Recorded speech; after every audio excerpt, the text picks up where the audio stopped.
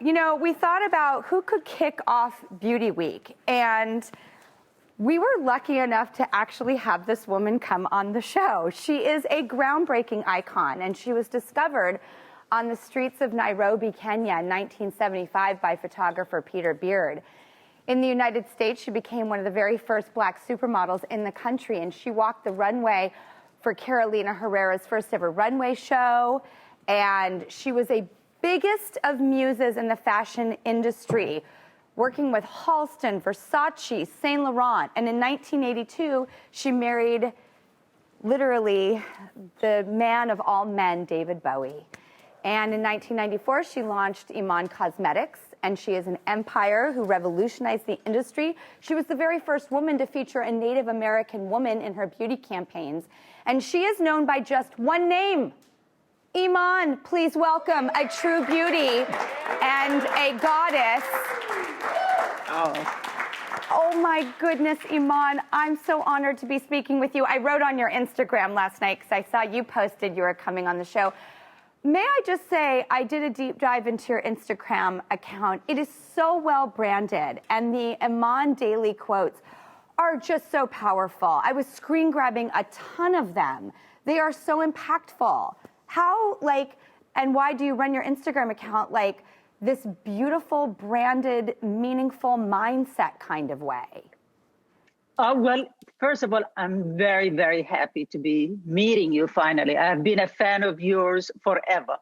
And for me, when I've heard that you were doing flower cosmetics, I thought, how authentic is that to her? Because, whenever I hear the name Drew, I just think, smile and joy, So thank you for having me. I can't believe I'm hearing any of this. Please continue. No. I'm like, okay. No, congratulations. Congratulations. You're authentic to yourself. You're authentic to your brand. And talking about Iman Daily, it is, I'm 65 years old. So it is a culmination. I start every day reading. And then however I feel the day and where it is leading me is what my daily is really about. And it has really become a very grounding thing for a lot of people to check. So sometimes even if I'm traveling and I'm late with Iman Daily, people will say, I can't start the day without the Iman Daily. What is it today?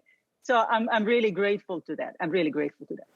I mean, you have had such an extraordinary life. And when I was doing my research on with you, I got really hooked into the Peter Beard moment. And, I was a huge fan of his work. And if you see his work, it's so iconic. And, he has the African plains and the handwritten writing, and it's sort of like almost like decoupage, collage style. It's very, very iconic. But when he discovered you in Nairobi and the way he convinced you and then brought you over and that press conference where you glamorously came off the airplane, but then felt curious, indignant, and very strong about the reaction from the press towards you. I was riveted by your powerful response back in the day. Yes, when he brought me here, he concocted this idea or this story that he found me in the bush. Needless to say, my father was a diplomat, and I speak 5 languages. And, he told everybody that I didn't speak a word of English, literally. So it was indignant. I can definitely say he did not mean any harm by it. But of course, I was, indignant about it, that I even speak more languages than he does. Yes. So, 5 languages you speak. 5!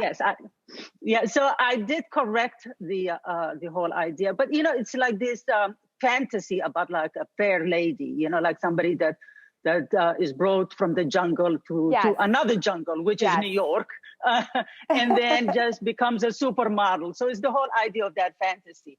And I've always said, it's rooted in racism, but I definitely can say, in all honesty, that he was not, because he has passed away, a racist person. But sometimes that's what it is the language that we use, that we don't think about it when people say, "Oh, you don't look black," or "You don't." I mean, I look very Somali.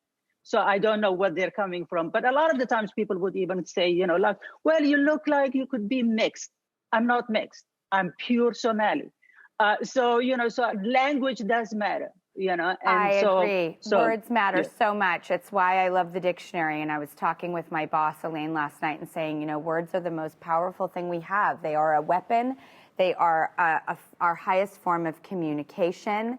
They unite us. They divide us. And what I loved was that you took a moment where a man was sort of giving a Pygmalion type of fantasy, and your reality, your real story that you fought to come through was so much more powerful and incredible and strong and empowered than the fantasy. So we're going to take a quick commercial break, and when we come back, I'm going to continue to marvel at you. I can't believe you're here. I'm freaking out. Thank you so much.